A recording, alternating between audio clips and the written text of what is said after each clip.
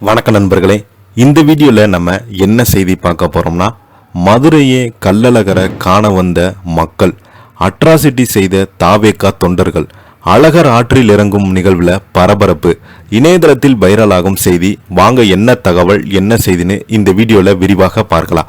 அதற்கு முன்னாடி முதன்முறையாக நம்ம சேனலை ஃபர்ஸ்ட் டைம் பார்க்குறீங்கன்னா சப்ஸ்கிரைப் பண்ணாதவங்கெல்லாம் சப்ஸ்கிரைப் பண்ணிக்கோங்க. பெல் பட்டன் சிம்பிள் அமைக்கி நம்ம சேனலோட நோட்டிஃபிகேஷனை எனபிள் பண்ணிக்கோங்க. நாங்கள் போடுற வீடியோ எல்லாமே உங்களுக்கு உடனுக்குடனே வந்து சேரும். வாங்க என்ன தகவல்னு இந்த வீடியோவில் பார்க்கலாம். இந்த சித்திரை மாதம் ஆரம்பித்தாலே மதுரையில் ஃபெஸ்டிவல் தான். அந்த அளவுக்கு பார்த்தீங்கன்னா கிட்டத்தட்ட ஒரு மாதமாகவே மதுரையில் விழா கோலங்களாக அதிகமாக அடிச்சிட்டு வரும். இந்த நிலை இதில் மிகப்பெரிய ஒரு சிறப்பு என்றால் மீனாட்சி திருக்கல்யாணம், அடுத்ததாக கள்ளழகர் வைகை ஆற்றுல இறங்குறது தான்.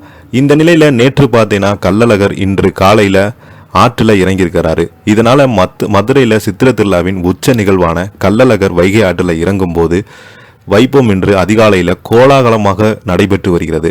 லட்சக்கணக்கான பக்தர்கள் திரண்டு இந்த ஆன்மீக விழாவில் ஒரு சில இளைஞர்கள் குழுக்களின் செயல்பாடுகளால் பக்தர்களிடையே சலசலப்பையும் பரபரப்பையும் ஏற்படுத்தியிருக்கிறது. மதுரை கோரிப்பாளையம் பகுதியில் கள்ளழகரை வரவேற்க ஆயிரக்கணக்கான இளைஞர்கள் குவிந்து வந்தாங்க.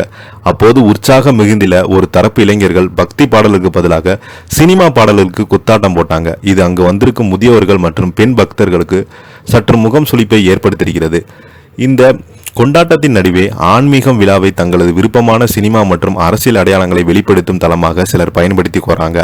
இன்று நடிகர் அஜித்குமாருடைய பிறந்தநாள் என்பதால் கள்ளழகரை வரவேற்கும் கூட்டத்திற்கு நடுவே அஜித்தினுடைய உருவப்படம் ஏந்திய பெரிய ஃபேனர்கள் ரசிகர்கள் வலம் வந்தாங்க. மதுரையின் கள்ளழகர்கள் வாழ்த்துக்கள், எங்களின் ஏகேவுக்கும் பிறந்தநாள் வாழ்த்துக்கள் என அவர்கள் முழக்கமிட்டு வந்தாங்க. மற்றொரு புறம் நடிகர் விஜய் தொடங்கிய தமிழக வெற்றி கழகத்தினுடைய கட்சியின் கொடி மற்றும் சின்னம் பொறித்த தலைப்பாகளை அணிந்து கொண்டு இளைஞர்கள் திரள பங்கேற்றாங்க.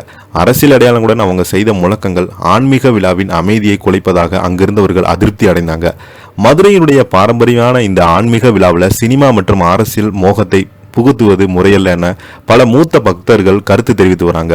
பக்தி பரசுவத்தின் அழகரை தரிசிக்க வந்த இடத்துல இது போன்ற அட்ராசிட்டி செயல்பாடுகள் விழாவின் மாண்பை குறைப்பதாக சமூக வலைதளங்களில் விவாதங்கள் எழுந்து வருகிறது.